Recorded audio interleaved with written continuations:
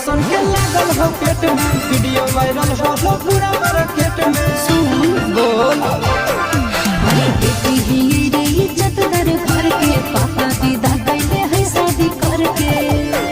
अरे खेते से चली रे भगदड़ के कौआ, खेते से चली रे भगदड़ के कौआ। आगे तोर होलो बउआ, आगे सोर होलो गौआ। अरे चुप रहा।